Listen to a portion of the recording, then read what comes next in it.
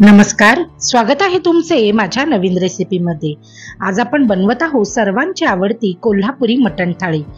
तर कोल्हापूरला गेलायत आणि मटण थाळी खाल्ली नाही असं कधी झालंच आहे का? नाही।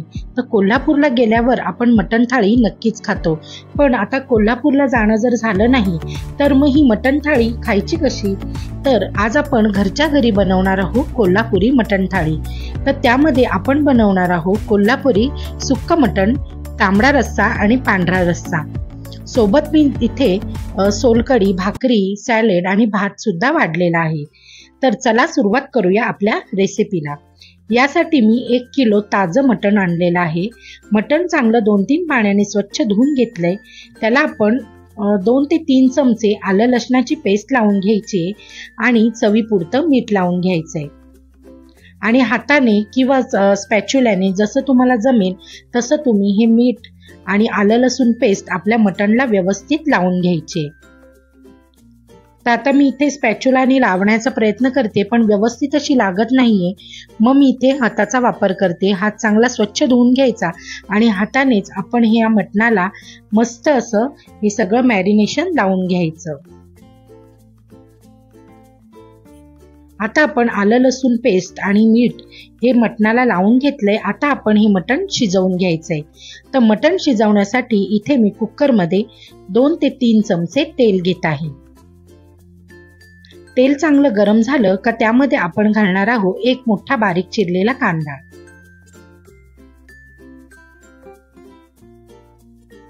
कांदा मस्त परतून घ्यायचा आहे, गुलाबी रंगाला येईपर्यंत कांदा आपल्याला परतायचा आहे।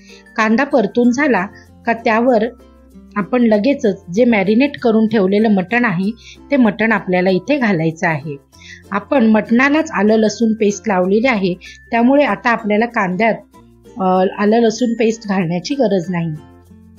तर आपण जे मॅरिनेट करून ठेवलेलं मटण आहे ते इथे घातलंय आणि मस्त असं 1-2 मिनिटं चांगलं परतवून घ्यायचंय तेलामध्ये, म्हणजे आपल्या मटणाला मस्त अशी टेस्ट येते। आणि यामध्ये पाणी घालताना आपल्याला थंड पाण्याचा अजिबात वापर करायचा नाहीये। तर आपल्याला जेव्हा पाणी घालायचे तेव्हा गरम पाणी आपल्याला इथे वापरायचं आहे। तर आता 2 मिनिटं मी हे चांगलं मटण परतून घेतलंय। आता आपण काय करायचंय, झाकण ठेवायचंय आणि झाकणावर पाणी ठेवायचंय, म्हणजे आपलं जे मटण आहे त्या मटणाला स्वतःचं आमचं पाणी सुटायला सुरुवात होते। तर आता आपण इथे झाकण ठेवूया आणि झाकणावर आपण 1 ते 1.5 ग्लास पाणी ओतून घ्यायचंय। आणि जेव्हा हे ताटावरचं पाणी गरम होईल तेव्हा हे गरम पाणी आपल्याला मटणामध्ये टाकायचंय। तर आता आपल्या मटणाचं पाणी म्हणजे ताटावरचं जे पाणी आहे ते मस्त असं उकळलंय। आता हे उकळलेलं पाणी मी इथे कुकरच्या भांड्यामध्ये घालून घेतलंय।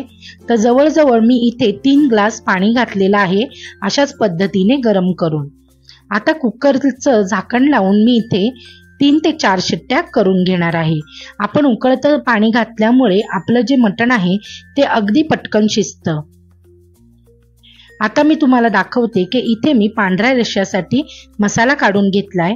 तर मी इथे हे फोडणीसाठी मी चक्री फूल, 2 लवंग आणि 2 मिरे वापरणार आहे, 1 दालचिनीचा तुकडा फोडणीसाठी। नंतर आपण 1-2 कांदे मोठे कापून घेतलेत, आलं लसूण घेतलेला आहे, दालचिनीचे तुकडे, 3 लवंगा, 3 मिरे, 1 चमचा जिरं आणि 1 ते 2 तेजपत्त्याची पानं, असं आपल्याला हे वाटण्यासाठी साहित्य लागणार आहे। सोबत मी इथे एका नारळाचं घट्टसर असं दूध काढून घेतलेलं आहे। नंतर आपण इथे 2 चमचे खसखस, 2 चमचे तीळ आणि 5-6 काजू घेतलेले आहेत। आता आपण जे साहित्य घेतलंय त्यातला कांदा आपण आधी भाजून घ्यायचा आहे। तर कांदा जसा एरवी आपण वाटण्यासाठी भाजतो की वाटण्यासाठी आपण थोडासा तांबूस रंगावर कांदा भाजून घेतो, तर तसं न करता आपल्याला इथे कांदा फक्त शिजवून घ्यायचा आहे। खूप जास्त आपल्याला त्याचा रंग बदलवायचा नाहीये, कारण आपण पांढरा रस्सा बनवतोय। तर पांढऱ्या रस्स्यासाठी आपल्याला कांदा हा थोडासा पांढरट राहील असाच भाजून घ्यायचा आहे। तर आता आपला कांदा भाजून झालाय। आता कांदा आपण थंड करून घेऊया। तर कांदा भाजून झाल्यानंतर लगेचच आपण इथे आलं लसूण आणि जो गरम मसाला घेतलेला आहे, जिरं, लवंग, दालचिनी, नंतर आपण इथे हिरवी वेलची घेतलेली आहे, हे सगळं चांगलं भाजून घ्यायचं आहे। तर 2 हिरव्या वेलच्या, 4 लवंग, 4 मिरे, 1 दालचिनीचा तुकडा, 2 इंच आलं आणि थोडंसं लसूण। तर हे चांगलं भाजून घ्यायचं आणि हे सुद्धा आपण ज्याच्यावर कांदा भाजलेला म्हणजे कांदा भाजलेला आहे त्यावरच हे घालून घ्यायचं आणि चांगलं थंड करून घ्यायचं। आता आपल्याला इथे खोबऱ्याचा वापर करायचा नाहीये, तर खोबऱ्याचं आपण दूध काढून घेतलेलं आहे। त्याऐवजी आपण इथे 2 चमचे तीळ, 2 चमचे खसखस आणि 5 ते 6 काजू घेतलेले आहेत। हे सुद्धा आपल्याला थोडंसं भाजून घ्यायचंय, खूप जास्त भाजायचं नाही, अगदी थोडंसं भाजायचंय, म्हणजे मिक्सरमध्ये हे सगळं साहित्य व्यवस्थित असं बारीक होईल। एक अर्धा मिनिट फक्त आपल्याला हे साहित्य भाजून घ्यायचंय। आता हे साहित्य सुद्धा भाजून झालंय। आता आपण हे सुद्धा थंड करून घेऊ आणि नंतर मिक्सरमधनं बारीक करून घेऊ। आता आपण तांबड्या रश्श्यासाठी लागणारं साहित्य भाजून घ्यायचं आहे। तर तांबड्या रश्श्यासाठी मी इथे घेतलेले आहेत 4 मीडियम आकाराचे कांदे। तर आता आपल्याला कांदा चांगला तांबूस रंगाला येईपर्यंत भाजून घ्यायचा आहे। आधी मी इथे 2 चमचे तेल घेतलंय आणि तेलामध्ये आपण जे मीडियम आकाराचे 4 कांदे घेतले ते कांदे चांगले मस्त एकदम रंग येईपर्यंत, तांबडा रंग येईपर्यंत भाजून घ्यायचे आहेत, गोल्डन रंगावर मस्त। तर मी कांदा भाजते तोपर्यंत जर तुम्ही माझ्या चॅनलला सबस्क्राईब केलं नसेल तर माझ्या चॅनलला सबस्क्राईब करा, लाईक करा आणि शेअर करा। आणि जर अशाच पद्धतीच्या अजून कोणत्या रेसिपी हव्या असतील तर मला नक्की कमेंट बॉक्समध्ये सांगा। आता आपला कांदा मस्त परतून झालाय। आता आपण इथे घालून घेतलेले आहे आलं लसूण। तर इथे मी 2 इंच आलं आणि थोडासा लसूण घेतलेला आहे। सोबतच मी इथे 4 लवंगा, नंतर 4 मिरे, नंतर मी घेतलेले आहे 2 हिरवी वेलची, नंतर 1 चमचा तीळ, 1 चमचा खसखस आणि 2 चमचे धणे, हे सुद्धा आपण यामध्ये टाकून घ्यायचं आणि हे पण भाजून घ्यायचंय। तर कांद्यासोबतच हे सगळं साहित्य चांगलं भाजून घ्यायचं। आता आपला कांदा आणि मसाले भाजून झाले का त्यामध्ये आपण 2 लाल मिरच्या घालणार आहोत। लाल मिरची ही पूर्णपणे ऑप्शनल आहे, जर तुम्हाला नसेल घालायची त्याऐवजी तिखट घातलं, आपण जेव्हा आपण फोडणी देऊ तेव्हा तिखट घातलं तरी सुद्धा चालेल, काश्मीरी लाल तिखट। आता इथे मी काश्मीरी मिरच्या घातलेल्या आहेत, 2 ते 3 मिरच्या आपण इथे घेतलेल्या आहेत आणि मिरच्या हे सगळं आपण चांगलं भाजून घ्यायचं, म्हणजे हे चांगलं मिक्सरमधनं मस्त फाईन पेस्ट तयार होईल। तर आता आपलं हे वाटण झालेलं आहे, आपण हे थंड करून घेऊया। तर माझे आता इथे बडीशेप घालायची राहिली, तर मी इथे 1 ते 1.5 चमचा बडीशेप घालणारे। बडीशेपनी वाटणाला खूप सुंदर अशी टेस्ट येते, तर तुम्ही सुद्धा वाटणामध्ये बडीशेप नक्की घालून पहा, आपलं वाटण खूप सुंदर तयार होतं। आणि जर असंच वाटण तुम्ही फ्रीजमध्ये स्टोअर करून ठेवलं तर कोणतीही भाजी तुम्ही पटकन, वाटणाची जर भाजी असेल तर ती पटकन बनवू शकतो आपण। आता इथे मी मूठभर कोथिंबीर सुद्धा या वाटणामध्ये घातलेली आहे। तर आता हे साहित्य मी थंड करून घेते, तोपर्यंत आपण भाजून घेऊया खोबरं। तर इथे मी अर्धा वाटी खोबरं घेणार आहे। तर हे बघा सगळं साहित्य मी एका प्लेटमध्ये काढून घेते, मोकळं करून घेतलं तर पटकन आपलं साहित्य थंड होईल। आता त्याच पॅनमध्ये मी खोबरं घालून घेते आणि खोबरं सुद्धा चांगलं गोल्डन होईपर्यंत आपल्याला भाजून घ्यायचंय। तर हे वाटण आहे सुक्क मटण आणि आपल्या तांबड्या रश्श्यासाठीचं। तर आता अर्धा वाटी सुक्क खोबरं मस्त आपलं, हे बघा किती सुंदर रंग आलेला आहे खोबऱ्याला, आणि हे खोबरं सुद्धा आपल्याला थंड करून घ्यायचंय। तर खोबरं मी वेगळं काढून घेते, कारण जेव्हा वाटण वाटणार तेव्हा आधी हे सुकं खोबरं फिरवून घेणार आणि मग त्यावर कांदा घालायचा। जर कांदा आणि खोबरं एकत्र वाटायला जर मी गेली तर ते व्यवस्थित वाटलं जाणार नाही। आणि तिथे कुकरच्या आपल्यात मस्त 3 शिट्ट्या झाल्यात आणि मटण सुद्धा अगदी मस्त मऊ असं शिजलेलं आहे। आता आपण काय करायचे, त्यातले पीस वेगळे काढून घ्यायचेत आणि जो रस्सा आहे तो वेगळा ठेवायचा आहे, कारण या रस्स्याचा आपल्याला तांबडा रस्सा आणि पांढऱ्या रस्स्यासाठी वापर करायचा आहे। तर आधी यातले पूर्ण पीस सगळे काढून घेते आणि दोन्ही साहित्य वेगळं वेगळं करून घेते।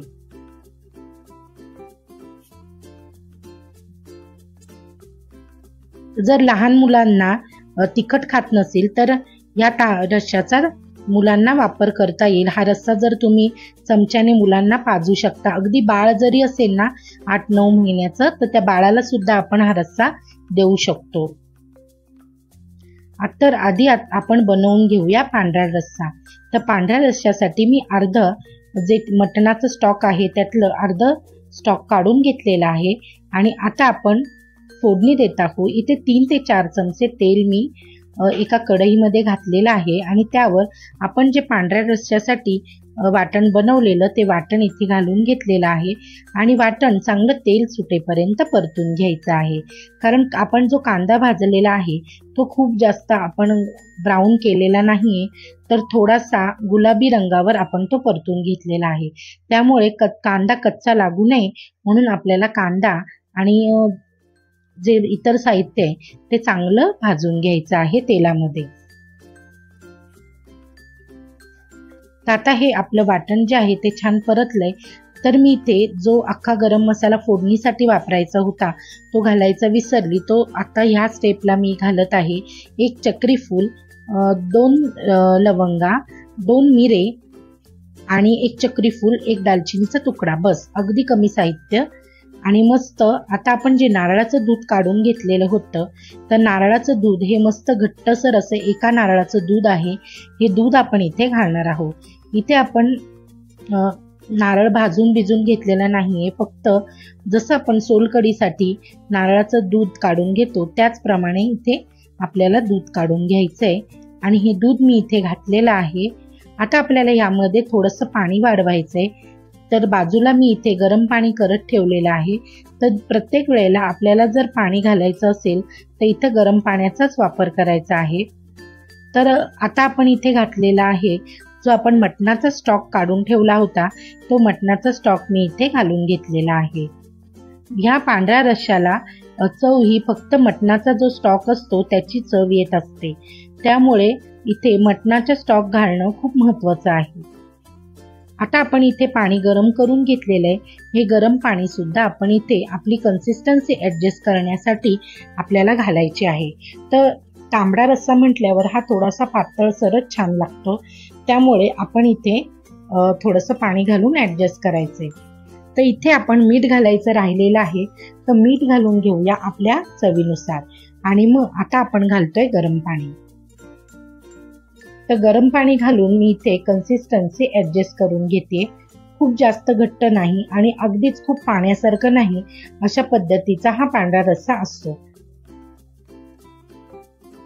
तर आपल्या पांढऱ्या रस्स्याला मस्त अशी उकळी आलेली आहे आणि आपला पांढरा रस्सा तयार झालेला आहे। आता पांढरा रस्सा तयार झाला, आता आपण बनवायचा आहे तांबडा रस्सा। तर तांबडा रस्स्याला सुद्धा आपल्याला जो मटणाचा स्टॉक आहे त्याचाच वापर करायचा आहे। तर तांबड्या रस्स्यासाठी मी इथे पॅनमध्ये 3 ते 4 चमचे तेल घेतलंय आणि जो आपण मसाला वाटून घेतलेला त्यातला अर्धा मसाला इथे घालून घेते।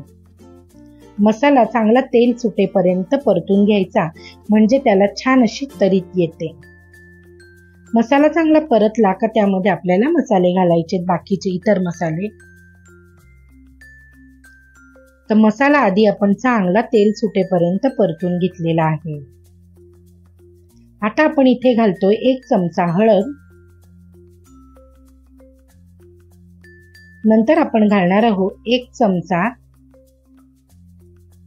आपण इथे वापरलेला आहे गरम मसाला, 1 चमचा, छोटा चमचा वापरायचा आहे, 1 छोटा चमचा। नंतर आपण घालतोय धणे जिरे पावडर आणि तिखट।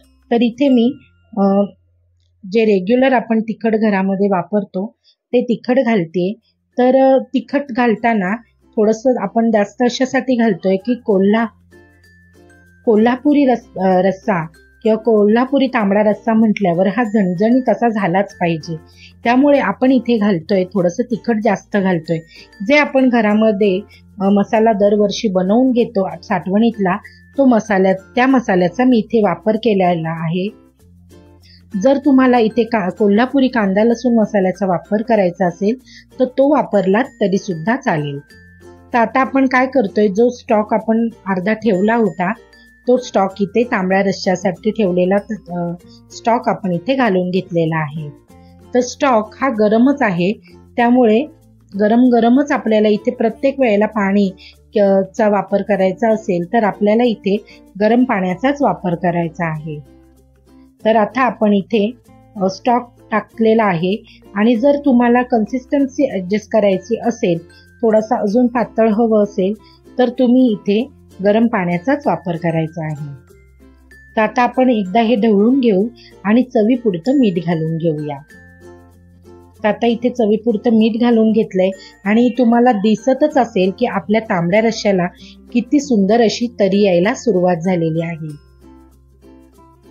मस्त तरी यायला सुरुवात झाली आणि आता मी कन्सिस्टन्सी ऍडजस्ट करण्यासाठी यामध्ये थोडंसं गरम पाणी घालून घेतलेलं आहे. आता आपण मस्त हा रस्सा उकळवून घेऊ आणि मग तयार आहे आपला कोल्हापुरी तांबडा रस्सा. थोडीशी कोथिंबीर घातली का मस्त तयार झाला तांबडा रस्सा. आता आपण बनवायचं आहे कोल्हापुरी सुक्क मटण. तर सुक्क मटणासाठी मी इथे पॅन मध्ये 1-2 चमचे तेल घातलेलं आहे. तेलावर एक बारीक चिरलेला कांदा आपण फोडणीसाठी वापरतोय आणि कांदा चांगला परतला का त्यामध्ये आपल्याला वाटण घालायचे. जे अर्ध वाटण तांबड्या रश्श्याचं अर्ध वाटण जे आपण ठेवलेलं आहे ते अर्ध वाटण आपण इथे घालून घ्यायचं आहे. तर आता कांदा चांगला गुलाबी रंगावर झाला का मग आपण यामध्ये वाटण घालून घेऊया.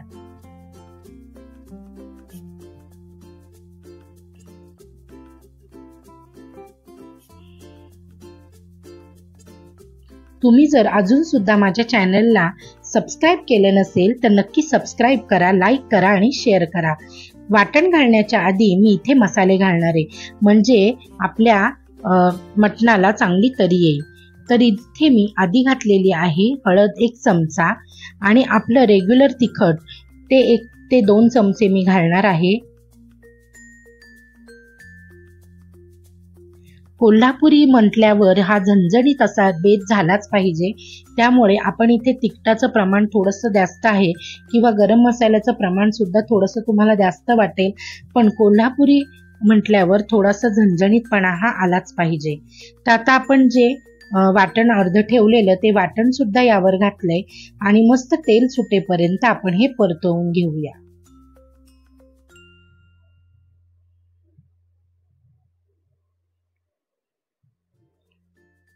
छान तेल सुटलं.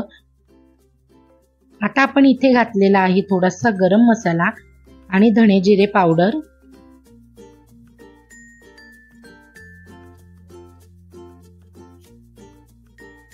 आता आपण जे मटण काढून ठेवलं होतं ते मटण घालून घेतोय आणि पुन्हा एकदा आपल्याला हे चांगलं परतवून घ्यायचंय.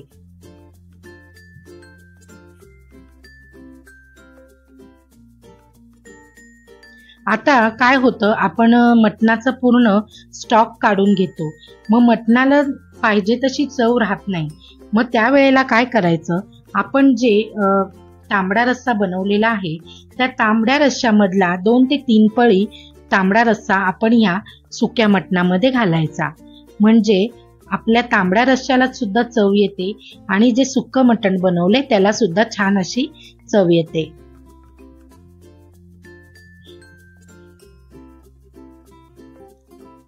आता मी इथे 2 ते 3 चमचे तांबड्या रश्श्याची जी ग्रेव्ही आहे ती इथे टाकलेली आहे आणि झाकण ठेवून 5 मिनिटं आपल्याला हे सुक्क मटण शिजवून घ्यायचं आहे.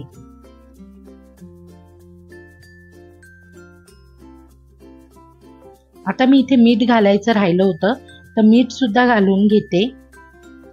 अगदी चवीपुरतं मीठ घालायचं, कारण आपण मीठ घातलेलं आहे म्हणजे जेव्हा आपण मटण शिजवून घेतलेलं तेव्हा सुद्धा मीठ घातलेलं आहे, त्यामुळे जास्त मीठ घालायचं नाही, नाहीतर आपला पूर्ण म्हणजे जो सुक्क मटण आहे ते खारट होऊन जाईल। तर तयार आहे आपला पूर्ण असा कोल्हापुरी बेत।